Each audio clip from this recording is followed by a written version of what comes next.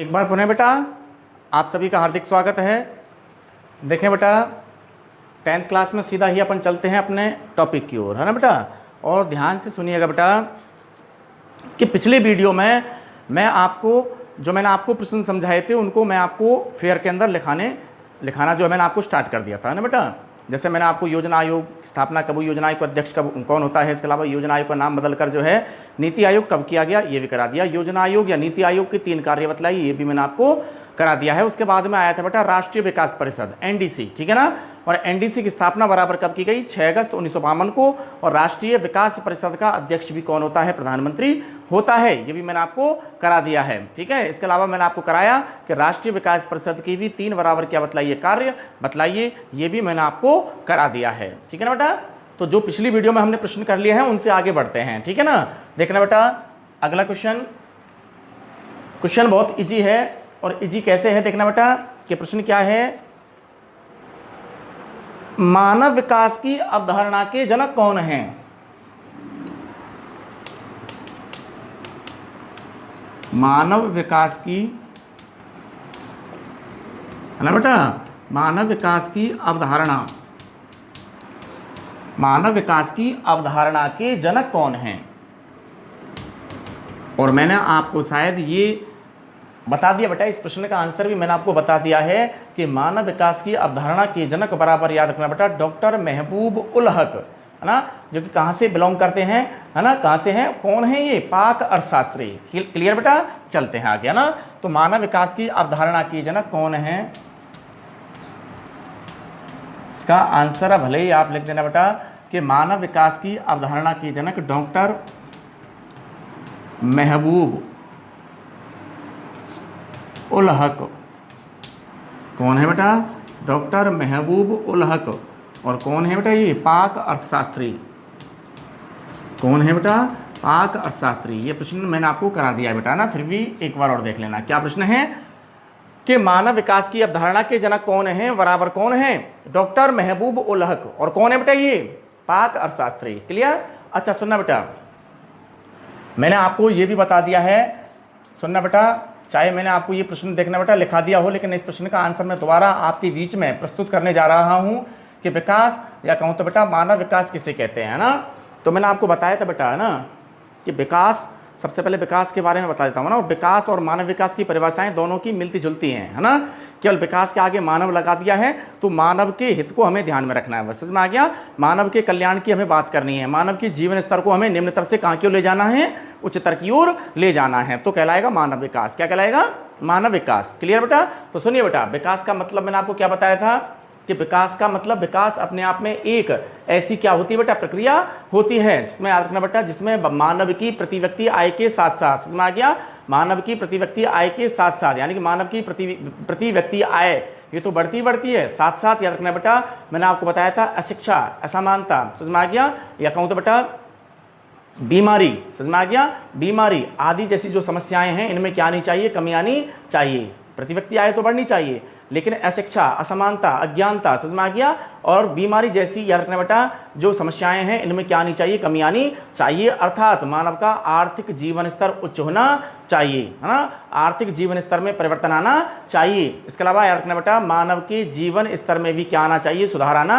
चाहिए, ठीक है। कि मानव का जीवन स्तर भी कैसा होना चाहिए, है ना बेटा, मानव का जीवन स्तर भी कैसा होना चाहिए, उच्च होना चाहिए। ये कौन कहता है बात, हम नहीं कहते हैं बेटा, कौन कहता है, विकास कहता है या मानव विकास की अवधारणा कहती है, ठीक है ना। तो विकास मतलब याद रखना बेटा, विकास जो है मैंने आपको लास्ट में बताया था कि इसमें रखना बेटा कौन सा परिवर्तन होता है, विकास के अंदर हमेशा याद रखना बेटा गुणात्मक परिवर्तन हमें देखने को मिलता है, बता दिया मैंने आपको पहले, है ना। और गुणात्मक परिवर्तन यानी कि विकास के अंदर जो है हमें देखने को मिलता है। और इस गुणात्मक परिवर्तन में भी या कहूँ तो बेटा विकास में जिसमें हमें कौन सा परिवर्तन देखने को मिला, गुणात्मक परिवर्तन देखने को मिला, इसमें भी सदैव कौन सी वृद्धि होती है, मैंने आपको पहले बता दिया, सदैव सकारात्मक वृद्धि होती है ना। अब मानव विकास की परिभाषा सुनिए कि मानव विकास की अवधारणा, और मानव विकास की अवधारणा का मतलब मानव विकास की विचारधारा भी क्या कहती है ना बेटा, क्या कहती है, ध्यान से सुनना कि मानव विकास की अवधारणा ये कहती है कि मानव के लिए एक स्वस्थ भौतिक पर्यावरण से लेकर, है ना, मानव के लिए एक स्वस्थ भौतिक पर्यावरण से लेकर, ठीक है, इसके अलावा सामाजिक, आर्थिक, राजनीतिक स्वतंत्रता तक सभी प्रकार के मानवीय विकल्पों में क्या करना, वृद्धि करना, ठीक है। इसके अलावा मानव जीवन से जुड़े हुए अन्य पहलुओं या विकल्पों में भी क्या करना, वृद्धि करना, अर्थात मानव के हित को ध्यान में रखना, अर्थात मानव के हित को क्या करना बेटा, ध्यान में रखना, ठीक है। इसके अलावा मानव की, ठीक है, मानव की जैसे देखना बेटा स्वास्थ्य, शिक्षा एवं जीवन स्तर जैसी दशाओं में होने वाले, ठीक है, मैंने क्या क्या कहा लास्ट में, सुनना बेटा, कि मानव की, ठीक है, शिक्षा, स्वास्थ्य एवं जीवन स्तर जैसी दशाओं में होने वाला गुणात्मक परिवर्तन ही क्या कहलाता है, मानव विकास कहलाता है, ठीक है ना। तो मानव विकास की परिभाषा ये हो जाती है। उसके बाद में मैंने आपको प्रश्न उतारा हुआ है बेटा कि मानव विकास की अवधारणा के जनक कौन है, तो आंसर निकाल देना बेटा, कौन है, डॉक्टर महबूब उल हक हैं। कौन है भाई, डॉक्टर महबूब उल हक हैं, ठीक है। आगे देखना बेटा, अगला अपना अगला क्वेश्चन जो है क्या कहता है, देखना बेटा, सीधा सीधा है बेटा कि मानव विकास सूचकांक किसे कहते हैं, मानव विकास सूचकांक किसे कहते हैं। क्वेश्चन को सुनना एक बार पहले, है ना। मानव विकास सूचकांक, मानव विकास सूचकांक किसे कहते हैं, मानव विकास सूचकांक किसे कहते हैं, है ना। और इस मानव विकास सूचकांक का आपने इंग्लिश में एक छोटा रूप पढ़ा था आपने, जिसका आपने फुल फॉर्म किया था बेटा, है ना, जिसका फुल फॉर्म आपने किया था, है ना। इसको अपन कह सकते हैं HDI, HDI भी कह सकते हैं इसको, ना, क्या कह सकते हैं बेटा, HDI, यानी कि मानव विकास सूचकांक किसे कहते हैं, HDI, ह्यूमन डेवलपमेंट इंडेक्स। आगे बेटा, अच्छा, मानव विकास सूचकांक किसे कहते हैं, ध्यान से सुनना, है ना बेटा, कि मानव विकास सूचकांक का मतलब ये होता है कि बेटा काय को मापने के लिए, ध्यान सुनना क्या कह रहा हूं ना, कि मानव विकास को मापने के लिए, है ना, मानव विकास को मापने के लिए जिन सूचकों को याद रखना बेटा उपयोग में लिया जाता है, ठीक है ना। तो मानव के विकास को मापने के लिए जिन जिन सूचकों का, है ना, जिन प्रतीकों का, ठीक है, उपयोग किया जाता है, प्रयोग किया जाता है, याद रखना बेटा मानव विकास सूचकांक कहलाते हैं, ठीक है ना। और मानव विकास सूचकांक मतलब जैसे उदाहरण निकालो, जैसे प्रति व्यक्ति आय, प्रति व्यक्ति आय, साक्षरता, ठीक है, दीर्घ एवं स्वस्थ जीवन, ठीक है, शिक्षा आदि। आ गया। तो ये बताओ, इनके माध्यम से हम मानव के जीवन को माप रहे हैं नहीं माप रहे हैं, प्रति व्यक्ति आय, दीर्घ एवं स्वस्थ जीवन, जीवन प्रत्याशा। जीवन प्रत्याशा का मतलब क्या होता है, बताया था मैंने आपको। जीवन प्रत्याशा का मतलब होता है कि मानव के जीवित रहने की संभावना का समय क्या है, ठीक है, जो कि अलग अलग देशों में मानव का जो अंतिम समय है जीवित रहने का, वो अलग अलग देशों में अलग अलग निकल कर आता है। इसे ही क्या कहा जाता है, जीवन प्रत्याशा कहा जाता है, ठीक है। तो आपको जैसे प्रश्न बनकर आ भी जाए कि भैया जीवन प्रत्याशा किसे कहते हैं, ठीक है ना, तो जीवन प्रत्याशा किसे कहते हैं, मानव के जीवित रहने की संभावना के समय को ही क्या कहा जाता है, जीवन प्रत्याशा कहा जाता है, ठीक है ना। तो मानव विकास सूचकांक का मतलब समझ में आ गया बेटा कि मानव विकास सूचकांक किसे कहते हैं, कि मानव के विकास को मापने के लिए जिन जिन, याद रखना बेटा, सूचकों का बराबर क्या किया जाता है, प्रयोग किया जाता है, उन्हें ही याद रखना बेटा क्या कहा जाता है, मानव विकास सूचकांक कहा जाता है। जैसे दीर्घ एवं स्वस्थ जीवन, ठीक है, इसको भी मापा जाता है और इसके माध्यम से भी मानव के विकास को मापा जाता है। इसके अलावा प्रति व्यक्ति आय, इसके अलावा शिक्षा या कहूं तो बेटा साक्षरता, ठीक है, इसके अलावा जीवन प्रत्याशा आदि जो है याद रखना बेटा मानव विकास के बराबर क्या कहलाते हैं, विभिन्न सूचक कहलाते हैं। समझ में आ गया। तो इसका हमें आंसर लिखना है बेटा, ना, लिखिएगा कि मानव विकास सूचकांक किसे कहते हैं, आंसर लिखना बेटा मानव विकास को मापने के लिए जिन सूचकों का प्रयोग किया जाता है, बता दिया मैंने आपको आंसर, है ना बेटा, मानव विकास को मापने के लिए, मानव विकास को मापने के लिए जिन, मानव विकास को मापने के लिए, है ना बेटा, जिन सूचकों का प्रयोग किया जाता है, जिन सूचकों का प्रयोग किया जाता है, तो तारना बेटा कि मानव के विकास को मापने के लिए जिन सूचकों का बराबर क्या किया जाता है, उपयोग किया जाता है, उन्हें मानव विकास सूचकांक कहते हैं। उन्हें क्या कहते हैं, लिख देना बेटा आगे, ये परिभाषा बन गई काई की, उन्हें मानव विकास सूचकांक कहते हैं, HDI, ठीक है ना। HDI का पूरा नाम बतलाइए, तो HDI का पूरा नाम भी बराबर क्या निकलेगा, मानव विकास सूचकांक, ह्यूमन डेवलपमेंट इंडेक्स। आगे चलता हूं बेटा ना, तो मानव के विकास को मापने के लिए ध्यान दीजिएगा बेटा, जिन सूचकों का प्रयोग किया जाता है उन्हें मानव विकास सूचकांक कहते हैं, ठीक है ना। तो लिख देना बेटा, उन्हें मानव विकास सूचकांक कहते हैं। जैसे जैसे उदाहरण जरूर लिखना बेटा ना, जैसे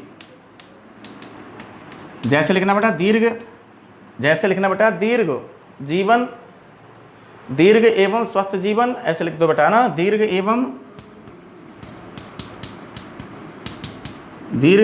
स्वस्थ जीवन, दीर्घ एवं स्वस्थ जीवन, कॉमा शिक्षा, कॉमा शिक्षा एवं प्रति व्यक्ति आय, एवं प्रति व्यक्ति आय आदि। तो देखो बेटा क्या कह रहा हूं मैं ना, मानव के विकास को इन्हीं सूचकों के द्वारा मापा जाता है। आपको यहां नजर आ भी रहोगे बेटा ना, है ना। तो मानव के विकास को मापने की जो सूचक हैं उनमें देखना बेटा, एक तो आ जाता है दीर्घ एवं स्वस्थ जीवन, ठीक है।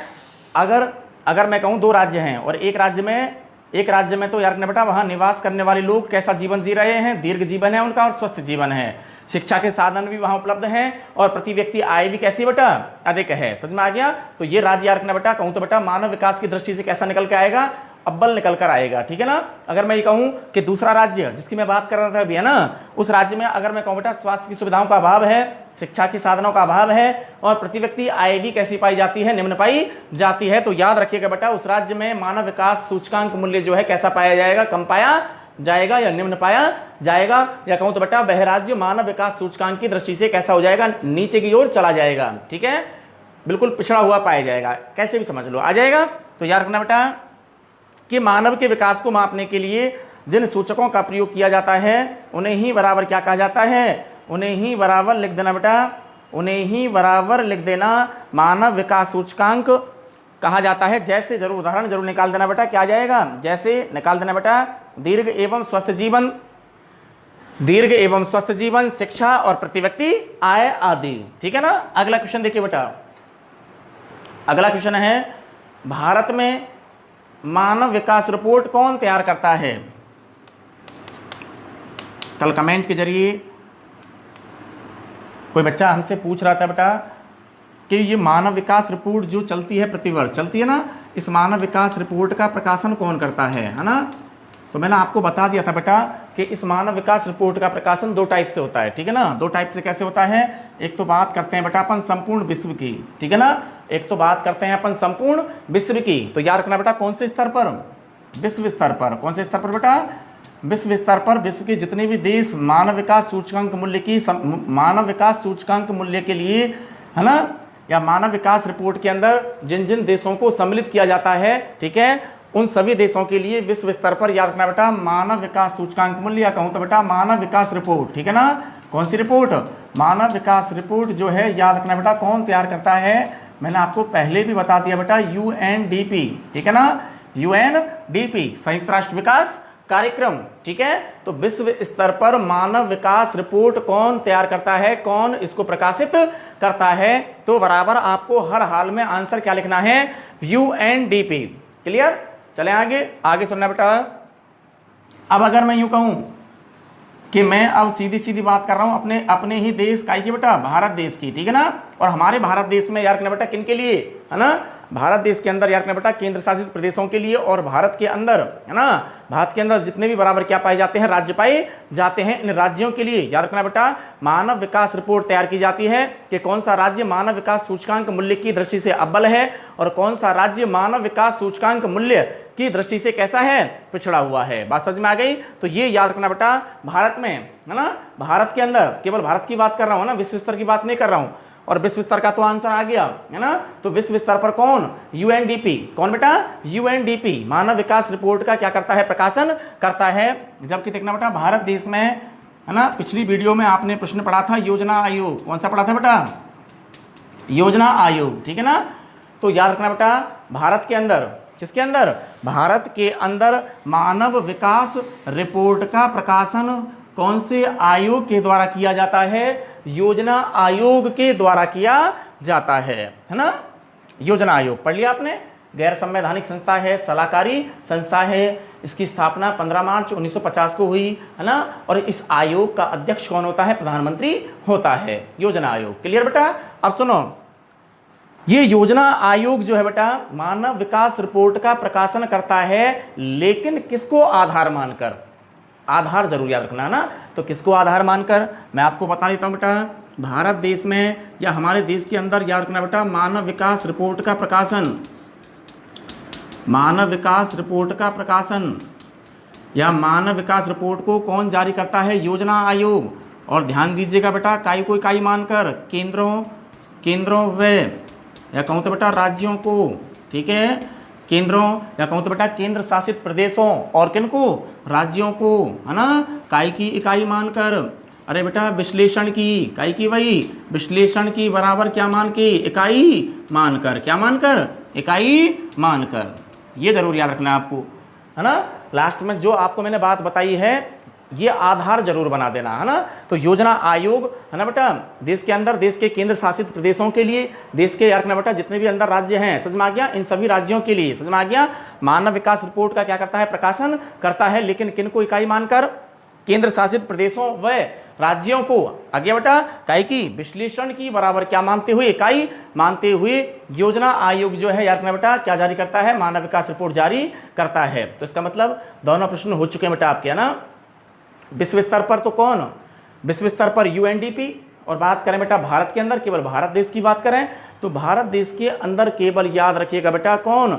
योजना आयोग, ठीक है। किन किन को? केंद्रों व राज्यों को विश्लेषण की इकाई मानकर याद रखिएगा बेटा क्या जारी करता है? रिपोर्ट जारी करता है। आ जाएगा। आगे देखना बेटा अगला क्वेश्चन, भारत में मानव विकास रिपोर्ट, भारत में मानव विकास रिपोर्ट कौन जारी करता है? भारत में मानव विकास रिपोर्ट कौन जारी करता है?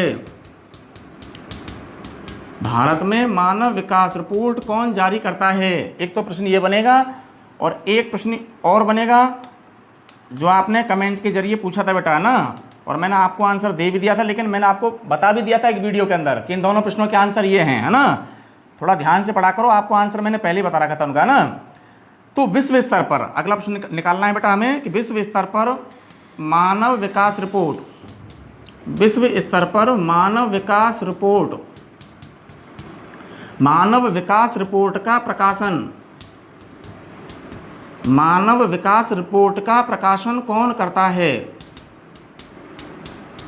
कौन करता है? ठीक है। तो निकालिए बेटा इस वाले प्रश्न का आंसर कि भारत में मानव विकास रिपोर्ट कौन जारी करता है, कौन तैयार करता है, ठीक है ना। तो निकालना बेटा, भारत में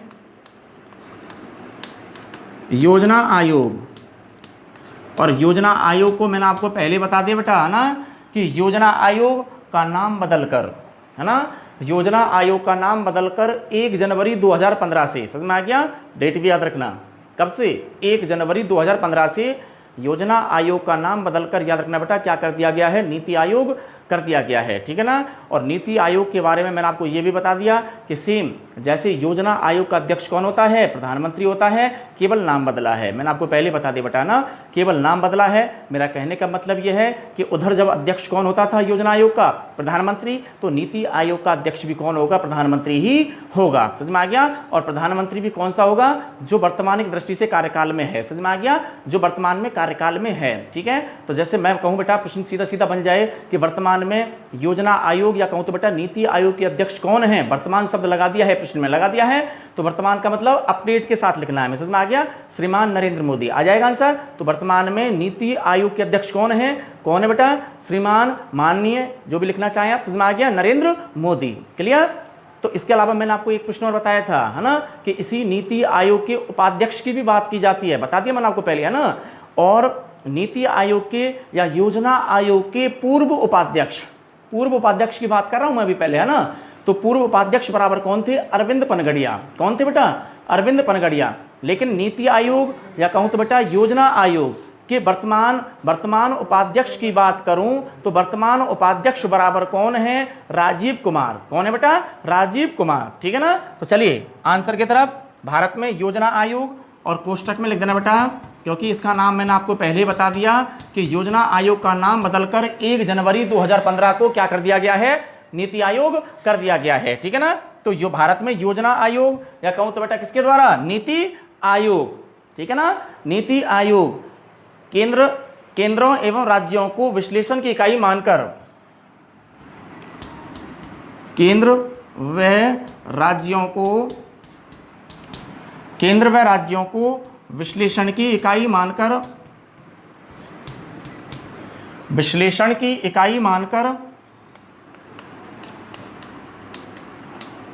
विश्लेषण की इकाई मानकर लिख देना बेटा, मानव विकास रिपोर्ट तैयार करता है। मानव विकास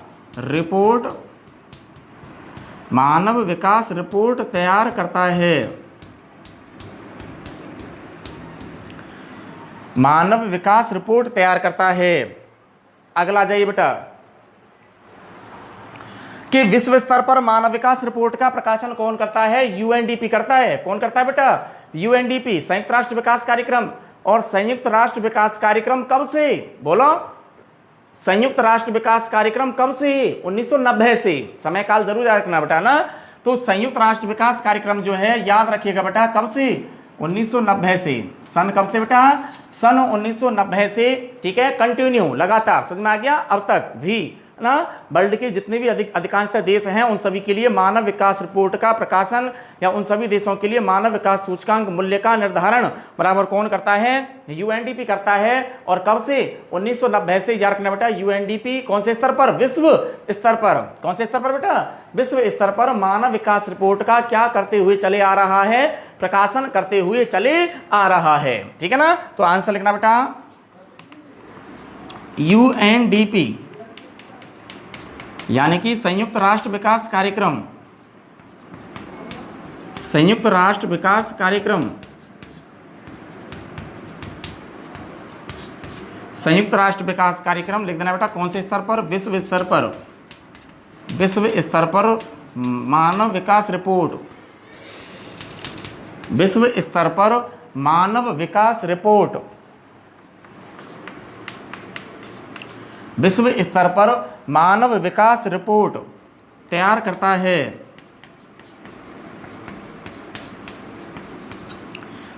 यूएनडीपी संयुक्त राष्ट्र विकास कार्यक्रम विश्व स्तर पर मानव विकास रिपोर्ट जो है क्या करता है? तैयार करता है। और लिख देना बेटा आगे, यूएनडीपी 1990 से। कब से बेटा? 1990 से। 1990 से लगातार लिख देना बेटा, मानव विकास रिपोर्ट, मानव विकास रिपोर्ट, मानव विकास रिपोर्ट तैयार कर रहा है।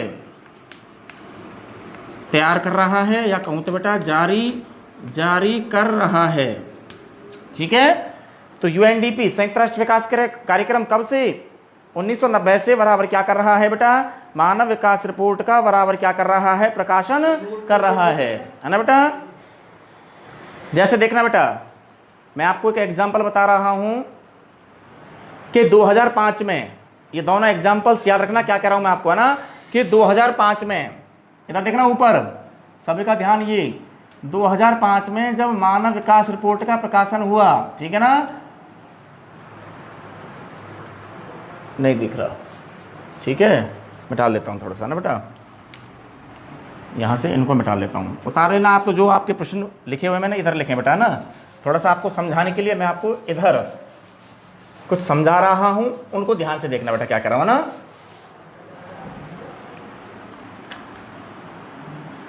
देखिए बेटा, मैं कह रहा था आपको कि 2005 में जब याद रखना बेटा मानव विकास रिपोर्ट जारी हुई, कौन सी रिपोर्ट जारी हुई? मानव विकास रिपोर्ट जारी हुई, ठीक है ना। तो 2005 में जब यूएनडीपी द्वारा मानव विकास रिपोर्ट का प्रकाशन किया गया, ठीक है ना, तो याद रखना बेटा 2005 में याद रखना बेटा वर्ल्ड के कितने देश सम्मिलित किए गए, 172 देश, है ना।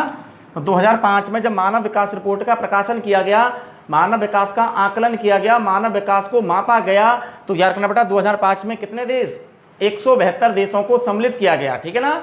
और 172 देशों में से भारत जो है याद रखना बेटा कौन से पायदान पे था, 127वें स्थान पर था, ठीक है ना, 127वें स्थान पर था।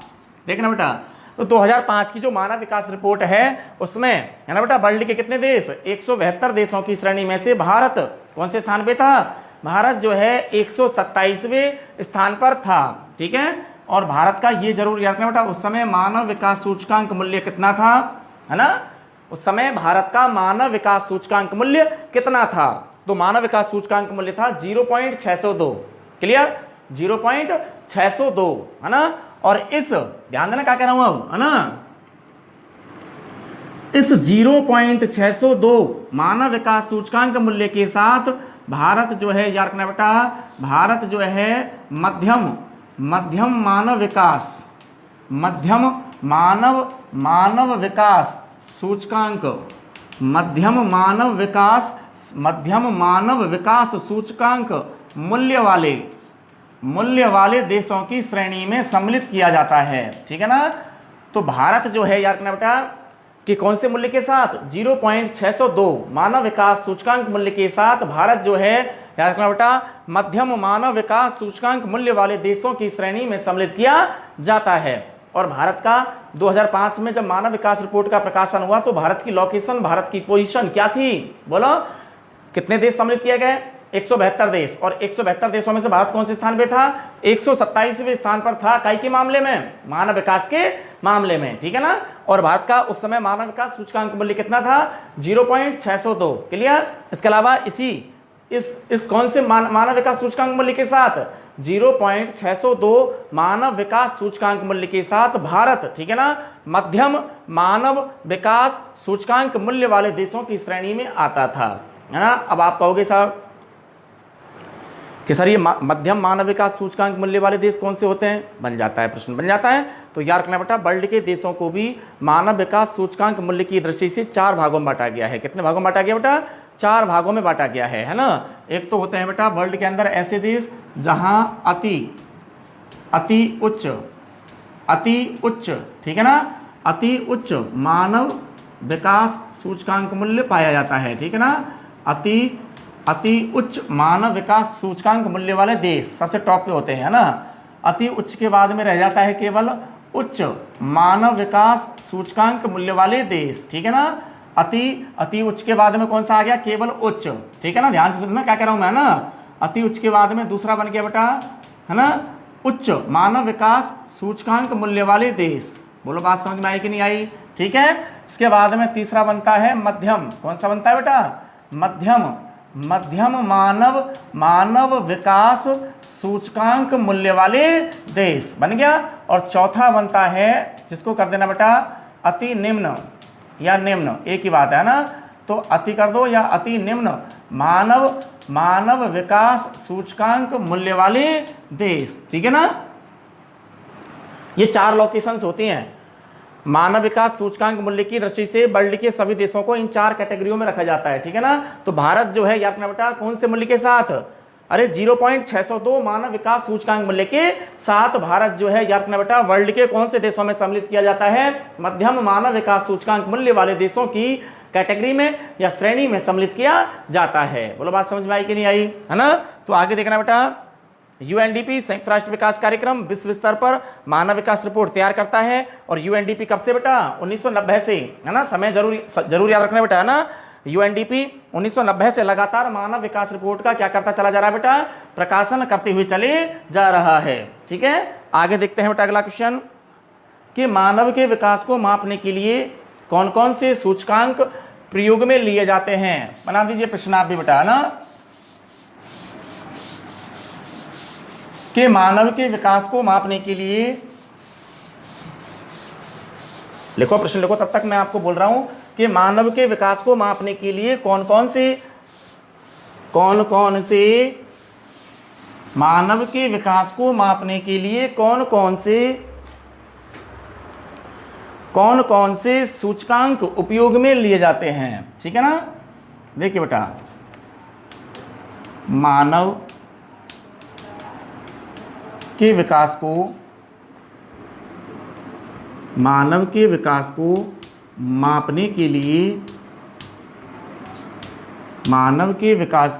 के लिए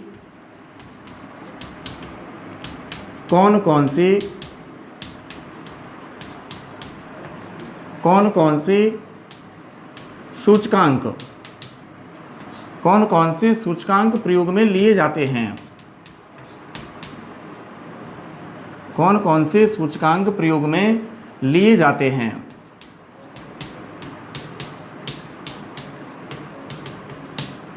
देखना बेटा, मानव के विकास को हमें मापना है और मानव के विकास को मापने के लिए कौन कौन से सूचकांक प्रयोग में लिए जाते हैं उनका हमें इस प्रश्न के अंदर जो है अध्ययन करना है, ठीक है ना। तो देखना बेटा कि मानव के विकास को मापने के लिए कौन कौन से सूचकांकों का प्रयोग किया जाता है।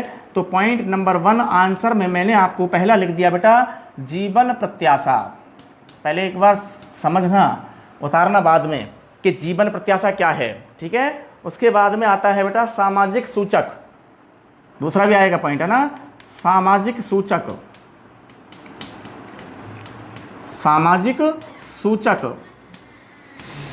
तीसरा बनेगा बेटा, मानव के विकास को मापने के लिए सूचक बराबर बनेगा बेटा आर्थिक सूचक।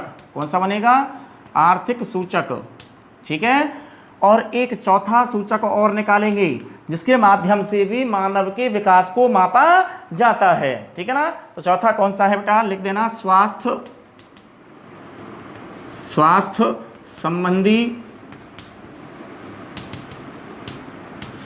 संबंधी सूचक। इन 4 प्रकार के सूचकों की अपन बात करेंगे जिनके माध्यम से मानव के विकास को मापा जाता है, ठीक है ना बेटा। जिनके माध्यम से मानव के विकास को क्या किया जाता है, मापा जाता है, ठीक है ना। तो देखिए बेटा,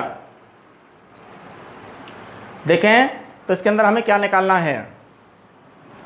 सबसे पहले बात करूंगा मैं जीवन प्रत्याशा की, ठीक है ना। तो जीवन प्रत्याशा का मतलब क्या होता है मैंने आपको ऑलरेडी पहले बता दिया है ना। तो जीवन प्रत्याशा के अंदर लिख देना बेटा,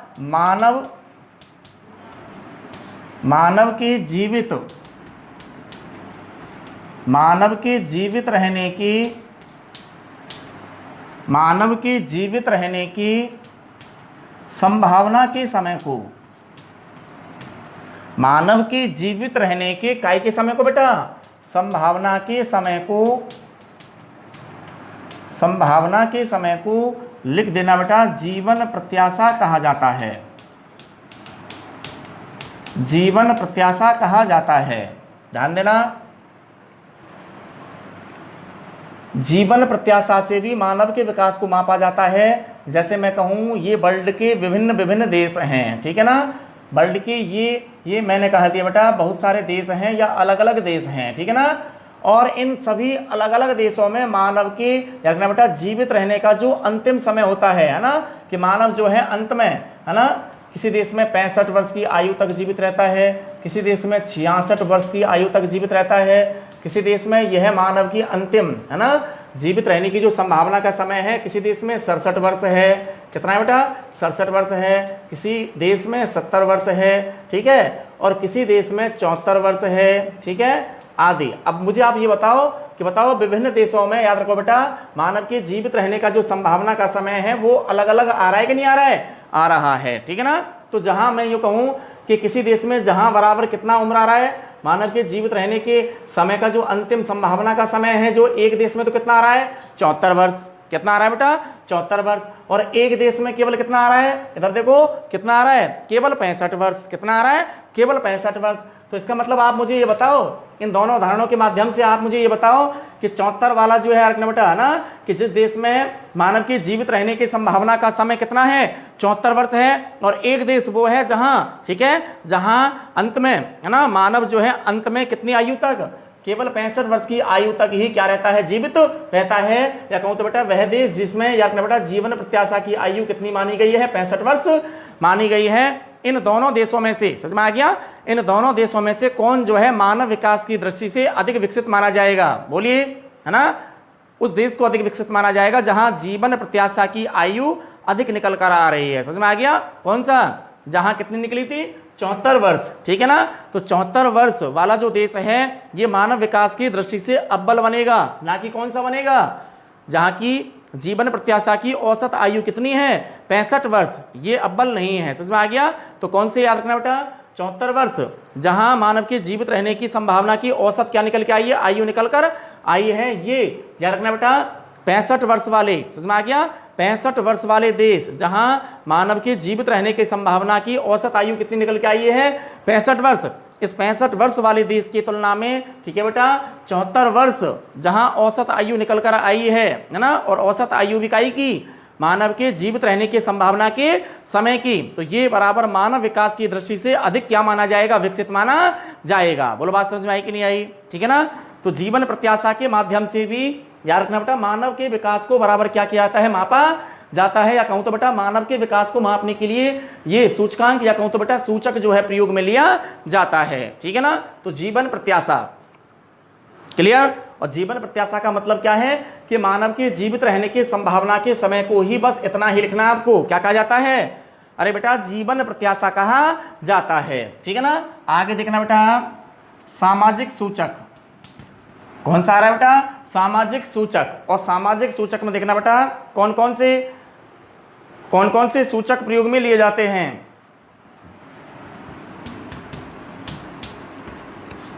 साक्षरता सामाजिक सूचक के अंदर, ठीक है, मापन करने के लिए, मानव के विकास को मापने के लिए, ठीक है ना। तो सामाजिक सूचकों के अंदर भी, है ना, मानव के विकास को मापने के लिए हमने पहला आधार किसको बना लिया, साक्षरता को, है ना। मापक किसे बना लिया, साक्षरता को। क्लियर। शिक्षा को मापा जाता है। क्लियर। आगे देखना बेटा साक्षरता के अलावा निकाला जाता है स्त्री शिक्षा, है ना। स्त्री शिक्षा के माध्यम से भी, है ना बेटा, मानव के विकास को बराबर क्या किया जाता है, मापा जाता है, स्त्री शिक्षा, ठीक है। इसके अलावा मैंने आपको यहां एक बात और लिख दी, छात्र अध्यापक अनुपात, छात्र अध्यापक अनुपात, ठीक है। तो सामाजिक सूचक के अंतर्गत देखना बेटा साक्षरता की बात की जाती है, स्त्री शिक्षा की बात की जाती है, या स्त्री साक्षरता की बात की जाती है, या छात्र अध्यापक अनुपात की भी क्या की जाती है, बात की जाती है।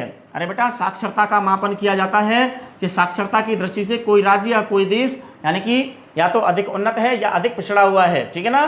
तो अधिक पिछड़ा हुआ जो राज्य है वो मानव विकास की दृष्टि से कैसा माना जाएगा, पिछड़ा हुआ माना जाएगा। और जिन राज्यों में साक्षरता का प्रतिशत जो है उच्च पाया जाता है ना, तो वे राज्य जो है मानव विकास की दृष्टि से भी कैसे पाए जाते हैं, अव्वल पाए जाते हैं। बात समझ में आ गई। ऐसे ही स्त्री शिक्षा का भी मापन किया जाता है। और छात्र अध्यापक अनुपात का मतलब, जैसे मान लो क्लासरूम के अंदर एक अध्यापक है और प्लस में स्टूडेंट्स की संख्या बात करें बेटा, तो जैसे मैं कहूँ बेटा लगभग आप कुछ भी मान लीजिए ना, जैसे 50 कर दिया हमने ना, तो अध्यापक 1 और स्टूडेंट्स 50, ठीक है, अनुपात सही है, ठीक है। किस लिए सही है, काय की दृष्टि से सही है कि एक अध्यापक अगर होगा, ठीक है, और स्टूडेंट्स की संख्या क्लासरूम के अंदर जितनी लिमिटेड होगी, इतनी ज़्यादा भी नहीं होनी चाहिए, है ना। तो एक अध्यापक सभी बच्चों पर पढ़ाते समय क्या करेगा, है ना, बिल्कुल बारी बारी से सबको फोकस करेगा कि बाकी सब बच्चे जो हैं, है ना, पढ़ाई की ओर ध्यान दे रहे हैं, नहीं दे रहे हैं, लिख रहे हैं या नहीं लिख रहे हैं, समझ रहे हैं या नहीं समझ रहे हैं। समझ में आ गया। फोकस अच्छा रहेगा टीचर का, कहने की बात समझ में आ गया। किन पर, क्लासरूम के अंदर बैठे हुए जितने भी बच्चे हैं उनके ऊपर। समझ में आ गया। और एक मैं यूँ कहूँ कि छात्र अध्यापक अनुपात गड़बड़ा जाए, है ना, छात्र अध्यापक अनुपात कहीं में आ जाए, असंतुलन में आ जाए। जैसे मैं कहूँ एग्जाम्पल सुनिए कि एक ही अध्यापक है और स्टूडेंट्स की संख्या को मैं अगर यहाँ यूँ कर दूँ 150, है ना, और 150 से भी ऊपर कर दूँ, तो ये अनुपात क्लासरूम के अंदर छात्र और याद रखना बेटा अध्यापकों का जो अनुपात है ना बेटा, ये उचित नहीं है, ठीक है ना। तो यहाँ है ना बच्चों के अंदर भी विकास को मापने के लिए, समझ में आ गया, छात्र अध्यापक अनुपात का याद रखना बेटा संतुलित होना भी क्या है, जरूरी है। आ जाएगा। तो ये हो जाता है बेटा कि सामाजिक सूचक में काई की बात की जाती है, साक्षरता, स्त्री साक्षरता की, स्त्री शिक्षा की, और छात्र अध्यापक अनुपात की बात की जाती है, ठीक है ना। अगला देखिए बेटा, अगला तीसरा सूचक है आर्थिक सूचक।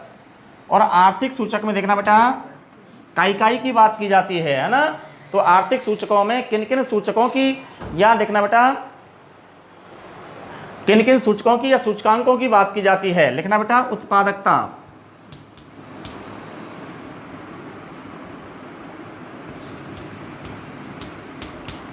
उत्पादकता, ठीक है। इसी में आ जाएगा बेटा प्रति व्यक्ति आय, इसी में क्या आ जाएगा बेटा प्रति व्यक्ति आय। आर्थिक सूचकों में केवल इनकी बात की जाएगी, समझ में आ गया, जो आय के स्रोतों से जुड़े हुए हैं, समझ में आ गया, जिनसे हमें कहें तो बेटा आय प्राप्त होती है, समझ में आ गया। क्योंकि हमें यहाँ देखिए बेटा हमें कौन से सूचक निकालने हैं, आर्थिक सूचक। कौन से निकालने हैं बेटा, आर्थिक सूचक। तो उत्पादकता आ गया, प्रति व्यक्ति आय आ गया, रोजगार के साधन, आगे लिखो बेटा, काय के साधन, रोजगार के साधन, कौमा आय के साधन, कौमा सकल घरेलू उत्पाद, कौमा सकल घरेलू उत्पाद। उत्पादकता में जब वृद्धि होगी तो ठीक सीधी सी बात है बेटा, मानव को याद रखना बेटा, श्रम के लिए अधिक रोजगार मिलेगा, ठीक है। मानव को श्रम के लिए अधिक क्या मिलेगा, रोजगार मिलेगा। जब उत्पादकता में क्या होगी, वृद्धि होगी, तो जितना अधिक उत्पादकता में वृद्धि होगी तो मानव का विकास भी उतना ही क्या होगा, तीव्र होगा।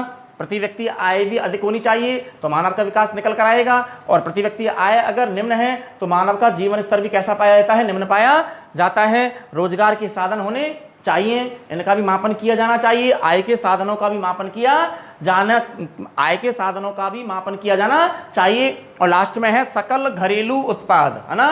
तो सकल घरेलू उत्पाद को जान लेना बेटा कि सकल घरेलू उत्पाद का मतलब क्या होता है, ठीक है ना। तो सकल घरेलू उत्पाद को जीडीपी भी कहते हैं, ठीक है ना। क्या कहते हैं बेटा, जीडीपी, ठीक है ना। तो जीडीपी का मतलब क्या होता है कि एक वर्ष में एक लेखा वर्ष में बात एक है ना, किसी देश में या किसी देश की आंतरिक सीमाओं के अंदर या किसी देश की घरेलू सीमाओं के अंदर, देखना बेटा इसका नाम क्या है, सकल घरेलू उत्पाद, है ना। सकल घरेलू उत्पाद जिसको जीडीपी भी कहते हैं, क्या कहते हैं, जीडीपी, ठीक है ना। तो सकल घरेलू उत्पाद, और घरेलू शब्द आया हुआ है तो किसी देश की घरेलू सीमाओं के अंदर, ठीक है ना, किसी देश की घरेलू सीमाओं के अंदर एक वर्ष में या एक लेखा वर्ष में, ठीक है ना, उत्पादित वस्तुओं एवं सेवाओं के अंतिम मूल्य के योग को, समझ में आ गया। दोबारा रिपीट करूं, हौले हौले बोलूंगा मैं, आपको सुनना है एक वर्ड, है ना। कि क्या कहा मैंने आपको, पहले तो ये बनाओ कि ये क्या कह रहा है, सकल घरेलू उत्पाद, और घरेलू की बात हो रही है इसलिए हमें देश की भी कौन सी सीमाएं बनानी है, घरेलू सीमाएं, ठीक है ना। तो किसी देश की यार बेटा घरेलू सीमाओं के अंदर, ठीक है ना, तो किसी देश की घरेलू सीमाओं के अंदर, ठीक है, एक लेखा वर्ष में या एक वर्ष में उत्पादित होने वाली वस्तुओं एवं सेवाओं की, ठीक है, अंतिम मूल्य के योग को सकल घरेलू उत्पाद कहते हैं, या कहूं तो बेटा जीडीपी कहा जाता है, ठीक है ना। तो ये हो जाता है सकल घरेलू उत्पाद, जीडीपी, ठीक है ना, जीडीपी, ठीक है। इसके बाद में देखना बेटा स्वास्थ्य संबंधी सूचकों में जन्म दर का मापन किया जाता है, कौमा मृत्यु दर, कौमा लिंगानुपात, ठीक है। इसके अलावा शिशु मृत्यु दर आदि।